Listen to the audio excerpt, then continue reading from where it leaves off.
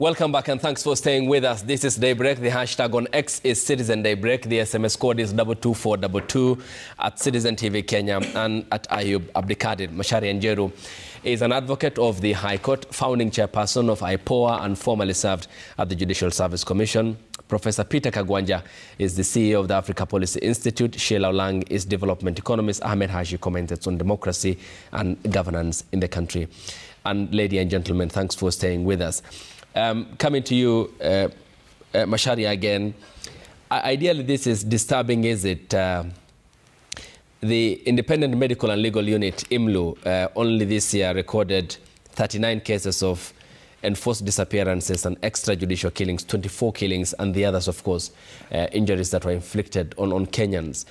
This is in contrast with the pledge made by this administration, is it, to protect Kenyans and walk back from the weaponization of state institutions against Kenyans? True. It is all because of the leadership, the political leadership itself, because just like I mentioned about the making of dictators, one has to understand the psychological makeup of a dictator.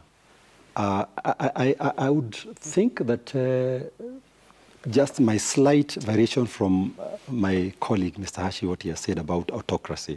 For me, we are actually sliding into a dictatorship, proper dictatorship. There's a gentleman called Ian Dale and Ian Robertson, who have written extensively about the makeup of a dictator. And if you look at all the signs of a making of a dictator, that's exactly what's happening in a country. They have this kind of like a godlike feeling where they feel that they are superhuman, that laws don't matter to them, they actually matter to other people, that everything is centered on themselves, that they are bigger than the public, that institutions don't matter. So what they normally do is that they try to emasculate, particularly the judiciary, the police service, and any other independent agency that would be able to be there to check and balance their powers. That's exactly what is happening in our country. And what is always required, because these two guys that I've just mentioned, they did a research on 64 dictators. Okay. It behoves on all the democratic organs that are, including the public itself, to be able to checkmate, that slide into dictatorship. Now, why do I say that? Because if you look at what has happened with us, that the independent agencies are nowhere to be seen, strictly speaking. In fact, the only one that is helping us to some reasonable measure of success is the judiciary. Of course, there are hits and misses here and there, but largely they've performed decently so far. If you look at the National Police Service, that is completely gone. The legislature is completely gone. IPOA, I can tell you for a fact, as somebody who founded it, is nowhere. It's a toothless bulldog now completely. It doesn't serve the purpose for which it was set up. I must say, because I'm a lawyer and I know several cases, he is gone, If you look at practically all the independent agencies, now they are a tool, weaponization, what you're calling about weaponization of, I would go to an extent of saying it's where using now the law and the agencies that are supposed to ensure that the law is followed to now perpetuate the power of this single individual who is seated at the house on the hill. So unless that changes, and unless, in fact, I would say that the public itself is literally left on its own. It is the public now that has to stand firm. And they are doing it very effectively, particularly the Gen Zs through these demonstrations. If I was to speak about this case of Albert Ojwang briefly, Mr. Ayub, a very sad case that should never happen, because we need to look at where did the problem start. This guy, what he's being accused of is a misdemeanor. A very small offense. Even if somebody is accusing you of, defaming you and all that, it's not murder, it's not terrorism, it's not a big offense. So ideally what should happen, because this is a bailable offense, it's one that at most you'll be fined, is to summon the guy. Just summon him. You don't even need to put him in custody. You don't go and even arrest him. So you summon him, he comes, the statements are written, and remember that even after the police service has investigated a matter, they still has to refer the file to ODPP. because it's a very elaborate process on decision to charge by the ODPP. They don't decide in a day. It takes time by them to producing the file and all that. So the question then becomes, why did the police think that they could go arrest the guy on a misdemeanor, bring him all the way to use government resources on a very small offense, bring the guy up to Nairobi when he could have been easily be summoned, investigate then for the file? Why did they think they could arrest him and bring him and then have him charged in quick succession? It is because they knew that this guy, they were going to deal with him in an extrajudicial manner. The whole idea was to use extra legal means. There was never an intention of following due process. That is problem number one. Problem number two is this. The complainant, if you look at the structure of the National Police Service, the command structure, the commander of the Kenya Police Service is the DIG. The commander of the Administrative Police Service is the DIG who is responsible for that service. Inspector General is now the overall to manage these two. But the day-to-day operations commander is these respective DIGs.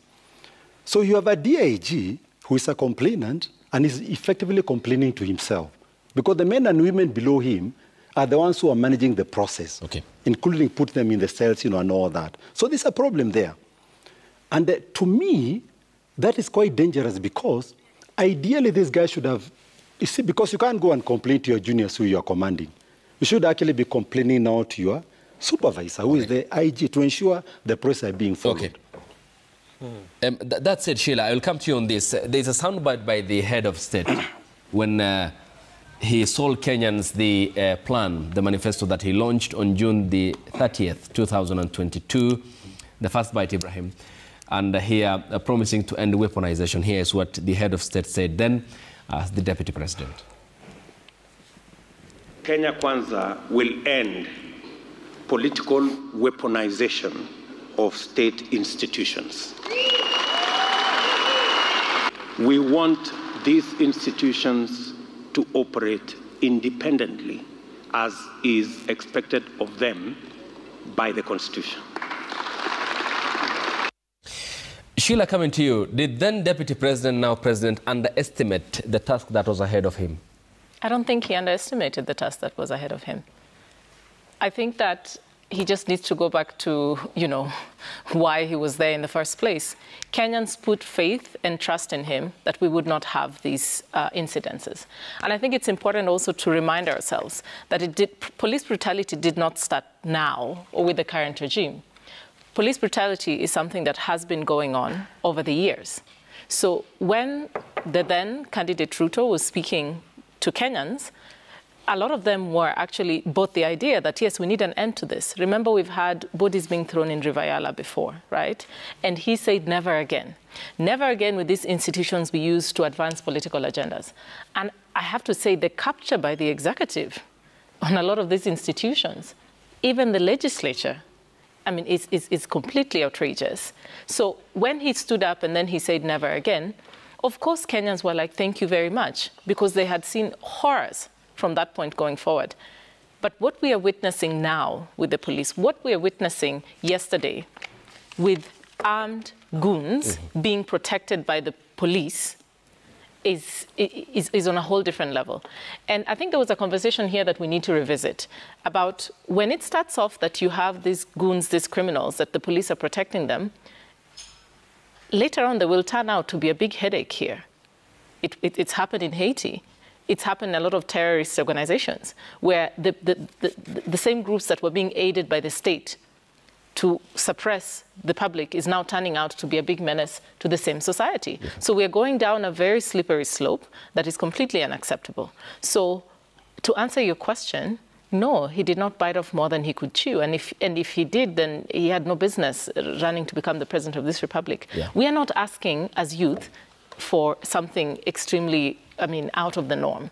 We are saying there's a constitution, we do our part, we protest peacefully, we unarmed, and we don't touch anybody's businesses.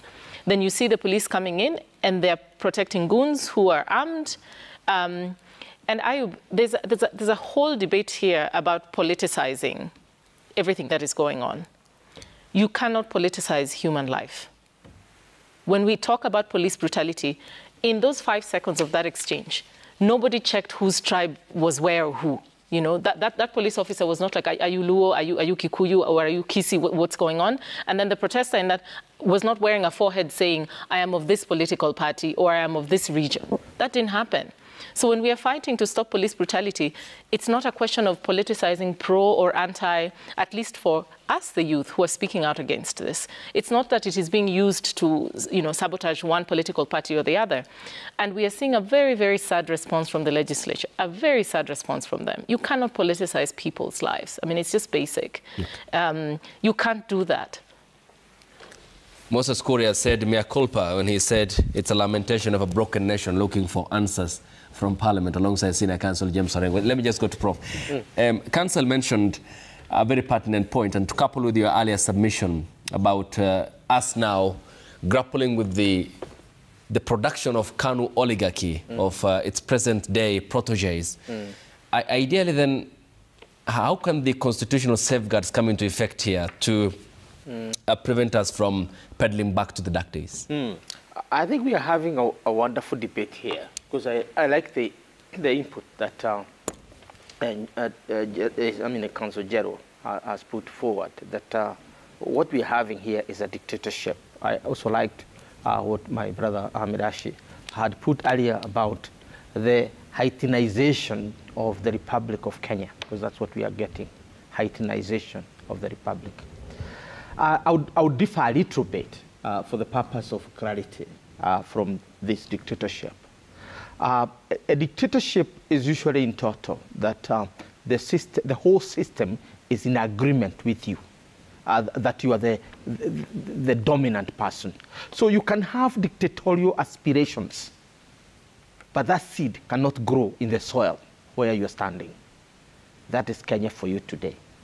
Yes, the system may have dictatorial aspirations, possibly a nostalgia to the Moi era, possibly thinking that the Moi era worked better than what Kibaki did and possibly what Uhuru did. But the truth of the matter is the game has changed.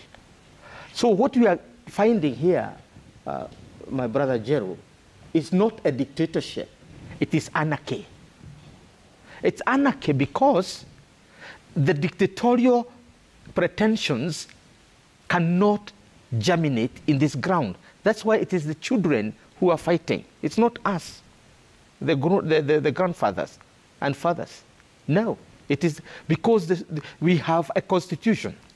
And we used to be told by our professors, Kobe Kendos and others at the university, that you can have a constitution without constitutionalism.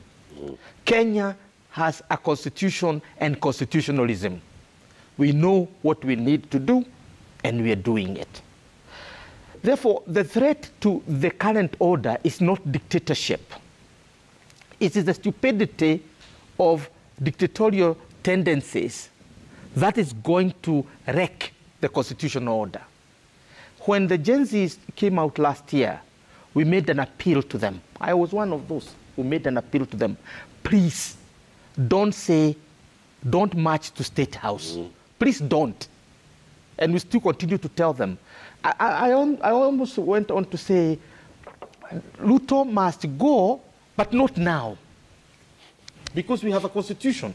We have a date with destiny on the 10th of August, 2027. And that day, Ruto will be a Kenyan without any presidency. Everybody else. Why don't you give Kenya a chance to move up to that date peacefully without problems? Now, the problem I am having with the current state of anarchy, as it has been said, is that you are now goading Kenyans to do what we are telling them not to do. This is the danger that we're facing, that we are telling Kenyans, you cannot march into the State House because we have a constitution. You cannot keep on saying Ruto must go because he cannot go until the 10th of August according to our constitution. But now the problem is, when you see that kind of killing and those kind of things we're saying, we now begin to become senseless. We also begin to come callous. And these young people are going to run out of patience. What are you going to do with them when they run out of patience? Two, we are parents too. the Ojwang is my son. He's the age of my son. The young man who was shot yesterday is the age of my son. So these are our children. So this is not this is not people coming from Mars or some space. These are our children. Do you think we have no feelings? We do. So when our children go to the street and we go to the street and we join them and they are 80% and we 10% of us, no police force, no military, no nothing can hold people back. So sense must prevail. If we have to reach the 10th of August, 2027, you have to behave in a manner that you are not pushing people to the tipping point. Okay. Because if these people get to the tipping point, then the country will also tip. That's a security thought. Yeah. They need to take it very seriously. We are telling the young people, let the government finish its term. We also want to tell the government, don't get the people to make sure that you don't finish the term, because we will have to, we have to down to some uncertainty, some anarchy we cannot prevent. No, there's a difference between redemption and resurrection. President quoted, I was on another station with my learned senior here, and he quoted Tolstoy, a statement I gave about Tolstoy. So the Russian experience during that period and the African experience is very similar. And I truly believe that, Mr. Ruto, the president of this country, is not seeking any redemption.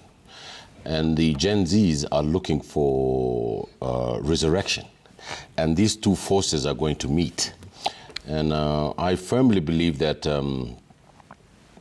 it is, if you reduce it to the cell in which Mr. Ojwang was in, and you look at the forces of redemption and the forces of resurrection, you will see that the world view of ethics in the politics of this country is now in the outhouse.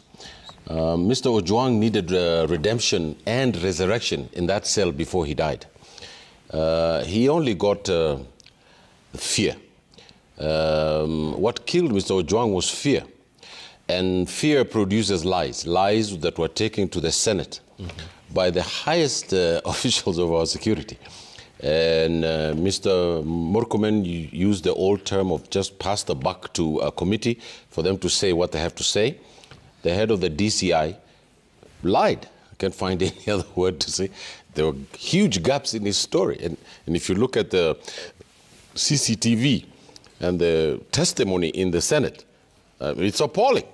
The put out that the OCS had fled, that the OCS Talam had fled. And OCS does not flee because he knows that's the worst thing you can do. The private constable Mokhanya, I think that's his name. Mokhwana. Mr. Mokhwana, and in the courtroom was looking down and shaking his head. He just doesn't know what's happened. He doesn't know what's happened. He just knows that he's in the dock, but he doesn't know what's happened. And you see, if you put those dots together between resurrection, if you put those dots, what you discover is that the indignity and the unethicalism that has happened is smeared our country. And our country necessarily has to respond. And who is the response of this country? It is what my learned senior has said. It's the Gen Zs, public intellectuals, the media, common wananchi. And you know, we don't need to gainsay the citizen of this country. The people watching this show today completely understand what is happening. They understand this discourse. They understand this narrative. They know what is going to happen and they know how they're going to vote. This is not a conspiracy from Mount Kenya to overthrow the Kalenjins from power.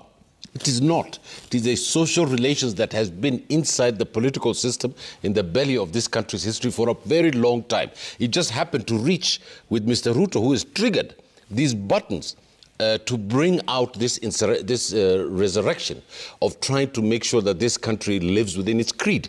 Now, the president, last point. The president is an unrepentant, dyed in the wool wolf who wears wolf's clothing. And I know him. I've worked with him. He's worked with him. He has got a one line. I've been elected. I'm going to do things the way I want until I'm defeated at the polls. But he has also put the question mark on whether or not he's going to hand power. There will be no civil strife in this country. There will be no civil war between the people, because the people now are together. The kind of nonsense tribal discourse that is spewing from everybody is not going to affect the people of this country. At the end of the day, every Kenyan, whatever his tribe, wants that constitution to live, and it must live. Okay. Council, you have pointed a very pertinent point in your earlier submissions as well. The abuse of the Computers and Cybercrimes Act of the Constitution. Yeah. The case of Mwalimu Albert Ojwang, who was taken from Homa Bay and died while in police custody in Nairobi, actually killed while in police custody. The DPP dropped the charges against the other gentleman because there was no sufficient evidence to charge him. The case of the blogger in Meru County, Sniper, who was killed 2 years later, is not buried. And last week on the show, I mentioned the story of a blogger from Wajir County, which happens to be my home county, Omar Sheikh, who was traced all the way to Nairobi here for simply putting up a post against how the constituency development fund is managed in Eldas constituency. So a DCI officer had to come all the way to Nairobi, accompanied by 6 other officers, and he was not booked at Gigiri police station. The police verbally telling him that you have abused the Computers and Cybercrimes Act. The MCA. How is this being used as a springboard to target Kenyans who are expressing themselves? Ross Njeri is the latest one, who had given Kenyans the opportunity to present their views and submissions on the finance bill. Isn't this a blatant abuse by the political class to target Kenyans who are expressing themselves? It's impunity. And when I keep repeating the issue of dictatorship, it's not a joke. In fact, when you look at the political class, when we are sliding into dictatorship, they make sure that anybody who is in opposition to them, and you see, you got to remember that at this time and age, social media is a very powerful tool. Yep. Unlike the previous dictators of the Roman times, and even the ones who succeeded them, and even the ones of 19th and probably even the 20th century, who did not have the benefit of, being countered by social media, now we are dealing with a new class of people, particularly the Gen Zs, who know how to use these tools. Yep. In fact, some of us barely scratch the surface when it comes to using the social media tools. So that is something they've grown with. They do know it. They know how to understand it. Mm-hmm. And dictators, what they'll always do is that they know that they did not want any opinion that counters them. And dictators will not just be at the level of the national level. Some of them are even in the counties anyway. So it is something that we have to counter. Courts have said time and again. In fact, they've annulled, they've declared and constituted some of those provisions that make it illegal. This thing of abuse of computer, abuse of, even when somebody is posting something. But it's not that police don't know that. They do know that. The intention is to harass, and a lot of times even to kill, like what has happened to Albert Ojwang. I am one of those who solely believe that Ojwang was never meant to be taken to court in the first place. Mm-hmm. This guy, I have absolutely no doubt in my mind, as somebody who also has some investigative background, having come from IPOA, that the intention all along was to harm him, either to kill him or harm him. Now, it is the making of a dictator, and also the impunity that comes with it. Mm-hmm. Now, the problem is this. When police service cease to be independent, and they are being used to achieve certain political objectives, what will usually happen is that there's some kind of an underlying understanding between those who have appointed them and who are protecting them, and these people who are doing all these kind of things, because they know that the sole purpose for which they have been appointed, the sole purpose for which they exist, is not to protect the public, but just to maintain that political power. So they'll go to any great length, which is why it's important for independent agencies to rise to the occasion, because it is well understood that an individual, given unbridled power, they can run amok. Any individual, however good they are, if they are not checked, they can run amok. That's why the Constitution has come up with this mechanism. To me, I don't blame the dictator because that's who they are. We can deal with them separately. It is the independent agencies not being able to do their work. If we were to talk about IPOA, because some of these things would not have happened during our time, because as we were known that we were literally crazy, we would not allow. Even police knew that they cannot do these kind of things. These kind of things never happened between 2012, the IPOA of 2012 up to 2018. Yes. They knew that we were very clear. But see, what has happened is that when independent agencies start now being in bed with the political class, like I was shocked, personally, when I saw the chair of IPOA I agree. in a press conference I with the completely police. agree. How does that happen? It's very bad. I mean, it's completely silly. Yeah. Forgive my language. I agree. It will never happen. It should not even... Because, you see, what impression are you creating even to the public? Yeah. That now you're in bed with the police service. Earlier on, before that, I had seen the whole team of the IPOA commissioners going to pay a courtesy call in a boardroom of the Inspector General. What are you doing there?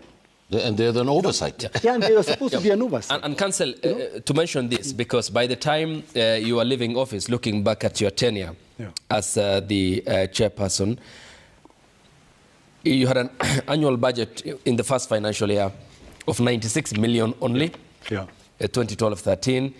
And by the time you left office, you only acquired 27 motor vehicles to cover the whole country for your operations. And you had a staff roster of 143 employees only.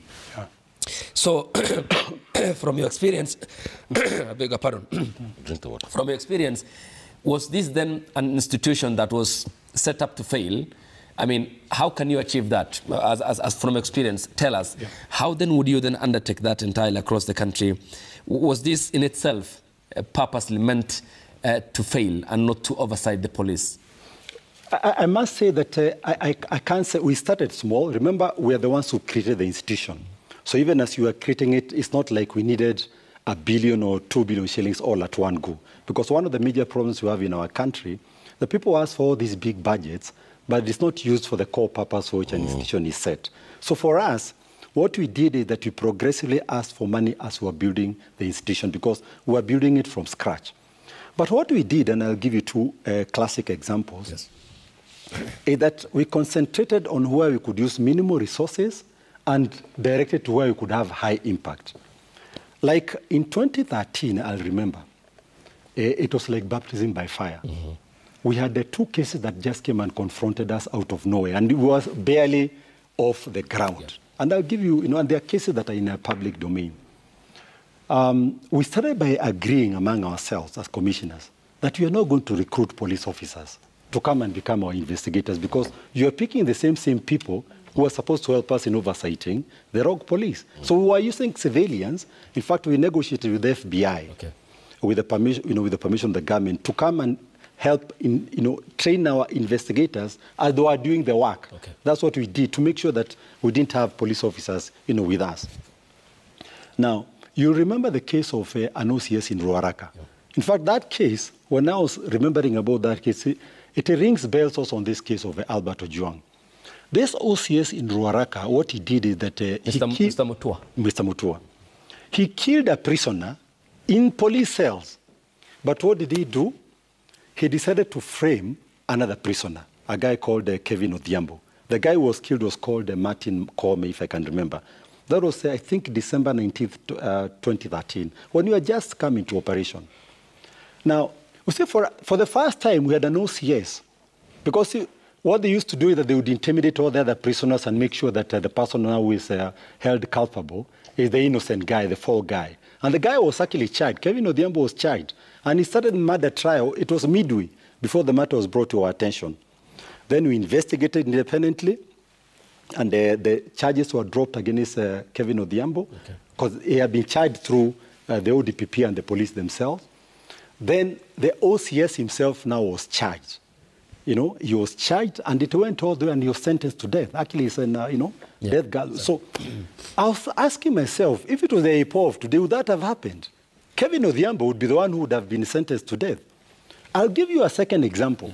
Briefly, because of time. Of another case, of a guy in Githurai who murdered two brothers. Again, the same year, 2013.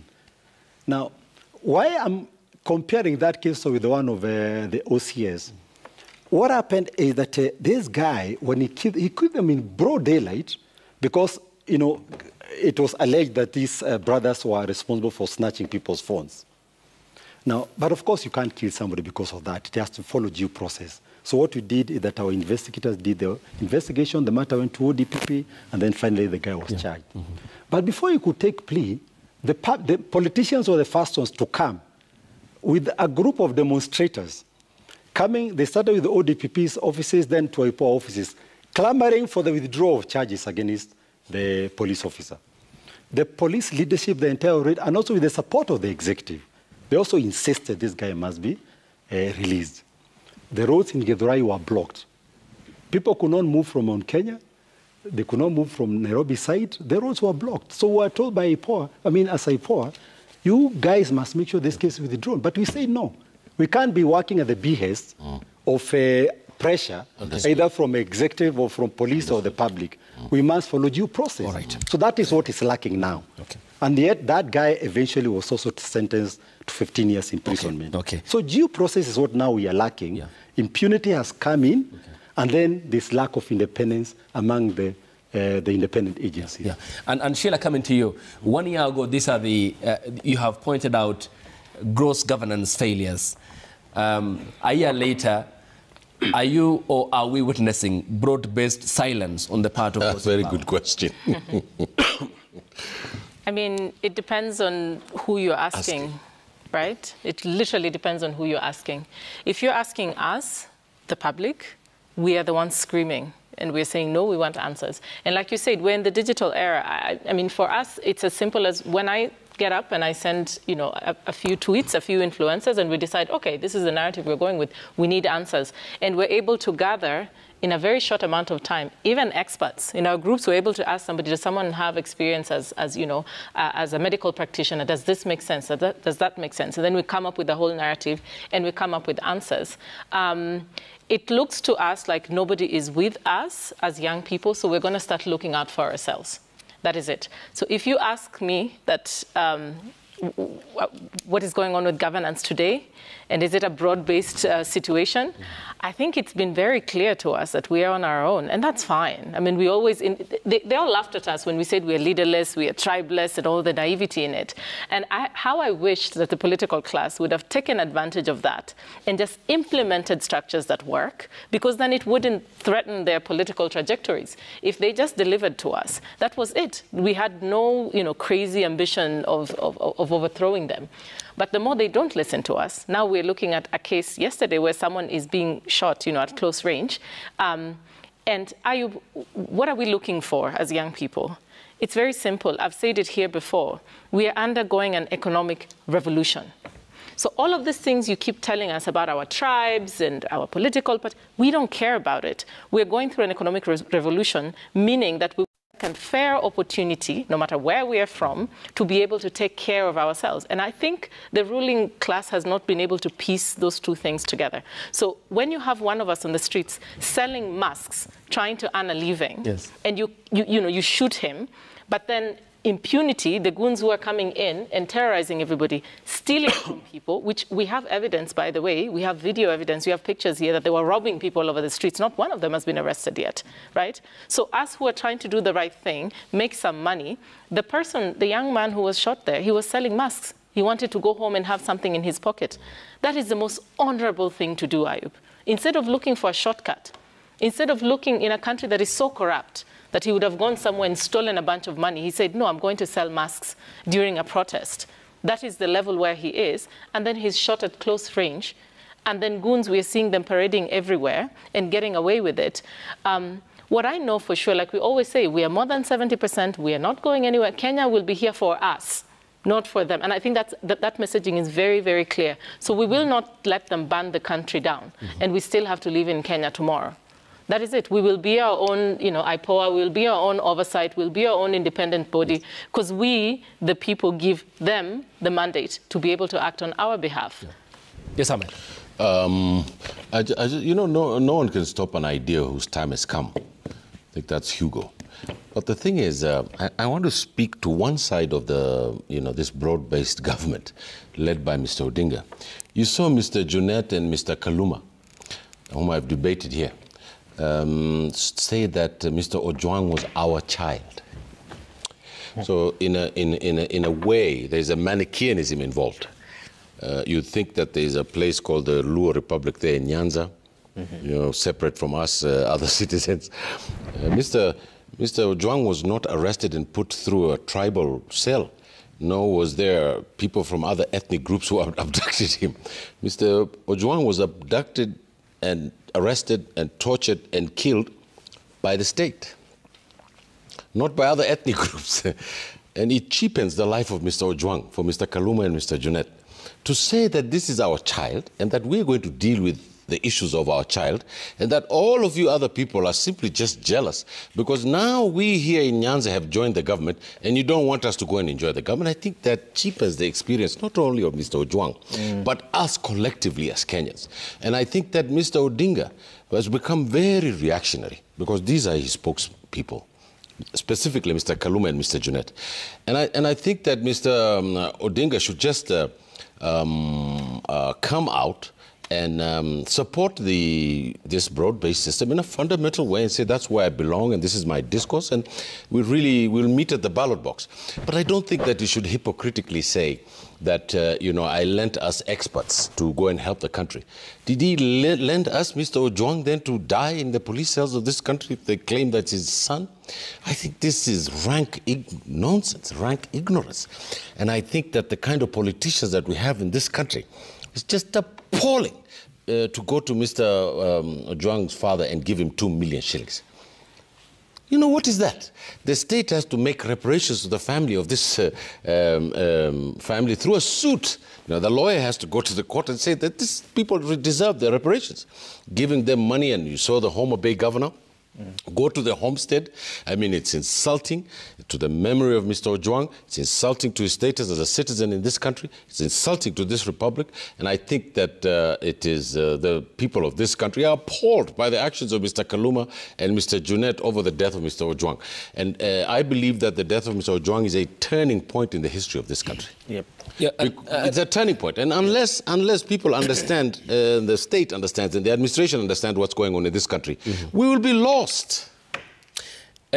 One may dismiss former CS Moses Kuria as a maverick known for saying ridiculous things, but admittedly in 2019 he said, as Parliament we have failed, mea culpa. As a member of Parliament and a member of the Budget Committee, we have failed the Kenyan people. We have told Kenyans this romantic story that all is well.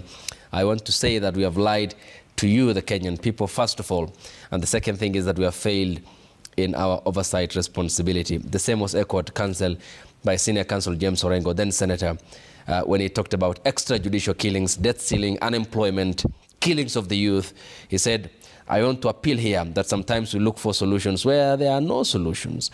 Like when you say you're talking about Parliament and looking for a solution there, I think you are absolutely mistaken. This is institutional failure, is it? Yeah. On the part of Parliament? Absolutely. Total failure. You see, for me, I would say that politicians are never consistent. By their very nature, a lot of times they'll say one thing today, another thing tomorrow, depending on how circumstances will be suitable to them. Which is why you need the independent agencies themselves to just do their work, so that if there's a failure by one, at least it's countered by the other. And the problem is not the law. You know, sometimes you consider keeping on saying that let's change the law, let's do that, but it is the people themselves. True. Like I've asked many times, for instance, members of my profession who are in some of these agencies, I keep reminding them and telling them, you are first a lawyer. You know, you owe it a duty to yourself as a lawyer to make sure you do the right thing, regardless of who is telling you, because you can't just be told to do something that makes no sense and you do it because you are kowtowing to somebody else. You're even destroying your conscience, destroying your profession. So the people are the problem. And why do I say that? You know, like if you look at these Rivayala killings, they started around 2021, 2022, after we had left. And it is because what the executive then did, they said and they vowed to themselves, and I know this for a fact, they say that we will never want people who are independent-minded again in this institution who will give us problems. So they started by making sure that people now who are recruited who came into that agency were weak. People who could go-toe to them, who could now start, you could find them in all these meetings with the police officers. They are discussing, they are allowing now penetration of the institution. And that has seemed to have run through almost all the institutions that, whereas the first cohort of the commissioners who were in the initial institutions that were there after 2010 Constitution were fairly independent, the next cohort now that came were people now who are kowtowing to the executive. And that has now continued. So we need to address the issue of the people, the conscience of the people, where people can have the core character and core beliefs that your first duty is to the country, is to the public. It is not to an individual. Because at the end of the day, you may think that you're protecting that individual, and the shoe could be on the other foot the following day. Some of the people who are in the executive then, who could have been perpetrating illegalities or even using the police service, as soon as they were out of power, they started being harassed. Now, the question I've kept asking myself, even the ones now who are in this government, who are doing these things, thinking that they are going to be there in perpetuity, which is not possible. I can tell you, if you go back to the times of the Romanians, what used to happen is that you'd have a general. Because, see, a general who would be beloved, a general who would be recognized, the one who could keep winning battles. Now, whenever they could win a battle, they'd go to the Colosseum, where there are thousands and thousands of people who are cheering them and showing them that they are the heroes. But there would be somebody standing behind them whose sole duty was to keep reminding them. Marcus Aurelius. Yeah. This person would keep reminding them again and again. You're a man. That you're a man. You are mortal. You are mortal. So every time he's being cheered, because he's feeling now he's godlike, you'd be reminded you're a man. Yes. Why did they used to do that? To remind them that don't forget that you are not God. Yep. You're a human being. Now, that is what the independent agents are supposed to be doing to the presidency, reminding them, you are not Kenya. You are not. You are mortal. You are just one individual. That's why they are who has been given an opportunity to govern the country. But don't confuse your privilege, your private interests for the public. But they are failing in doing that. All right, and Sheila, our constitution constantly reminds duty bearers, policy players, that they are not almighty, is it? That they are subject to accountability and that all power belongs to the people under Article 1. I think the saddest part about the events that are going on is that you're trying to apply tactics to the wrong people. There's a saying now amongst citizens that they always say unatuona kama kama nani, because we are not stupid. Unfortunately, it's the wrong country, right? It's a country where we have the Constitution. By the way, Ayub, a lot of us now have downloaded an app with the Kenyan Constitution, which crunches it down very easy. We've escalated things now. So now we've downloaded the Kenyan Constitution. There's the tech farm that is now helping download the Kenyan Constitution and really digesting it into very understandable ways. Yeah. And now the next step will be to put it in every single language, so that at any point when a police officer comes to you and say, hey, I'm arresting you, Ahmed, because you've done this and that, I just go to the little app and I check, okay, now abuse of power or misinformation, what is supposed to happen here? This is the citizenry that you're dealing with. And how I wish that, they would understand. In life, you always need a yin and a yang. You have to balance. If you come with tactics and you try to apply them on a population that does not respond to such tactics, you go back to the drawing board, you sit down and you say, okay, now that is not working, where do I move from here? Yesterday, you cannot have a country that is continuously being gaslighted. It can't work. You cannot have a country that is continuously being gaslighted. You have, an executive that came out and said, we're sorry that the abductions actually, finally, it took months and months and months, but the abduction happened. Every single time when the public come out and we say, this is what we want, they delay it. They think we're going to change our minds. And if there's one thing history is showing is we never change our mind. Right from the beginning, when Albert's death occurred, the first thing everybody asked for was, can the DIG please step aside, resign, whatever needs to happen. We cannot see him in a press conference there. And days went on, and eventually now he's had to step aside, So how I wish they could listen a little bit more. The same thing happened with taxes. We said, well, we don't want new taxes. Finally, this year I'm saying, oh, okay, well, now there's no new taxes, finally. There was that issue about about, to take you back to KRA being allowed to monitor, all your information. Now I'm seeing members of parliament now saying, oh no, that's not a good idea. And it was so nice that this is the same member of parliament last year who was like, we'll do whatever we want. Who are you going to tell us what to do? And this year was so nice because it was in the headline saying, I don't think people like that, so we're not going to do that. Kudos. Kudos. That is what we are saying. You have to listen to us. We, the people, give you the mandate. And unfortunately, we are the generation that will always remind you that we give you the mandate. Right. And as we give you the mandate, you have to use it responsibly. We are not here with ulterior motives. We are just saying that we would like, Ayub, a system that works. I would like to work in a system, and it should not matter that I am a Luo. It should not matter my political affiliation. I will still get justice, and I will still get served. So until justice, this will keep going. I've said it before, I will say it again. I was asked once, where does the buck stop? Oh, young people, you just keep making noise. You want this and you want that. We want justice. Okay. Prof. Ahmed, I have less than, the clock shows 3 minutes. Yeah. I'll take one and give the Prof 2. Yes. Or let him, I yield to my senior, let him take the first 2. I'll very true. I think my director is very gracious, so he can add some 5 minutes. Okay. We want to ask the fundamental question, and I want us to take us back as a country to Adam Smith. Because he asked a basic question. What constitutes the wealth of a nation? Yeah. What is the wealth of a nation? And I want to talk to the Kenyans today and to its leadership. And I want to say the following. The wealth of the Kenyan nation is made of 3 things. One is our security. And by security, we don't mean the security of the state. We mean the security of our people, human security. The second is justice. We don't want people giving money after death. Give people justice, because Albert Ojwang cannot benefit from 2 million or 3 million. Give Ojwang justice. The third is merit. Let the people who can govern, govern. Let the people who can make good decisions about our people make the good decisions. What are we going to reap as the wealth of the nation?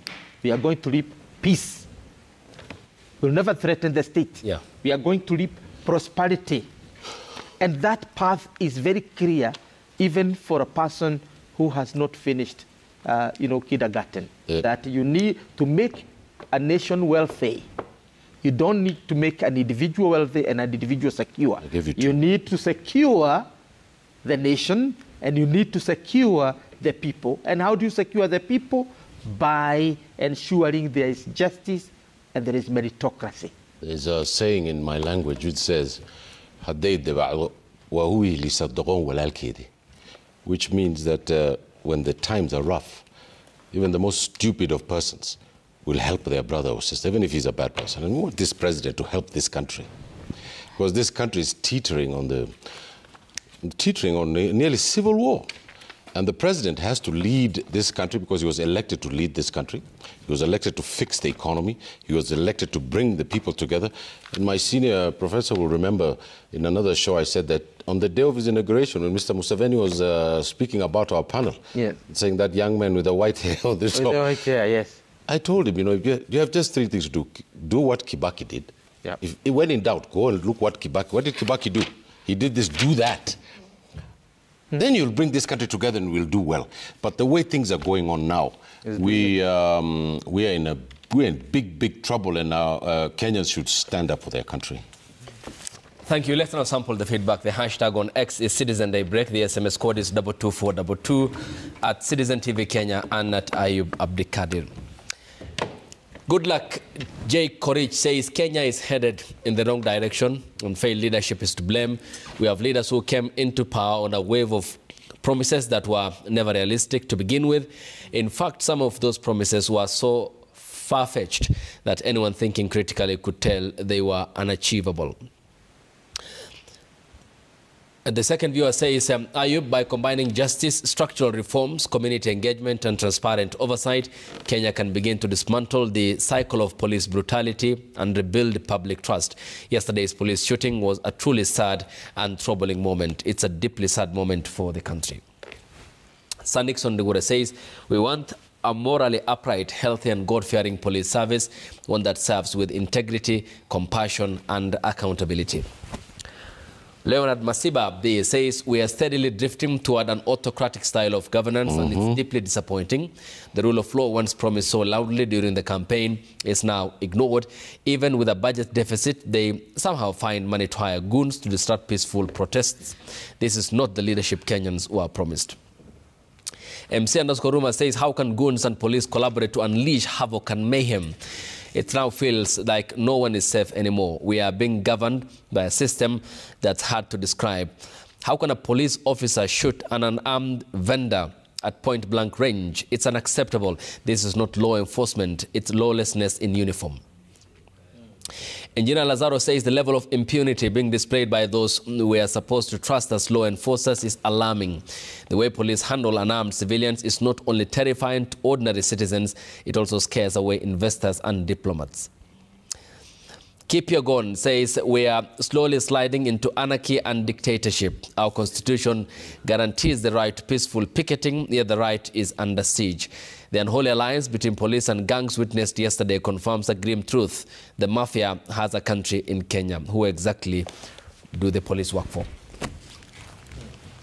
Ladies and gentlemen, thanks for your time. Thank you. Pleasure having you. We're delighted. Thank you for inviting us. And appreciated for your company. Macharia Njeru Council, thanks for your time. Founding chairperson, the Independent Policing and Oversight Authority, also ex-commissioner at the Judicial Service Commission. Professor Peter Kagwanja is the CEO of Africa Policy Institute, a columnist on Sundays as well. Thanks for your time. Sheila Olang, development economist. Of course, my... yeye ni rika yangu in Swahili. Ahmed Hashi is governance and political commentator. Thanks for your time, ladies and gentlemen. Always a pleasure coming on the show. You are a real Orbayan. You know, when Masai talk up and go. Orbayan is a great honorific word, and I think we are one of the best anchors this country has had. Thank you very much. We're very proud. Orbayan. Orbayan. Thank you. Much appreciated. Stay tuned. MashaAllah.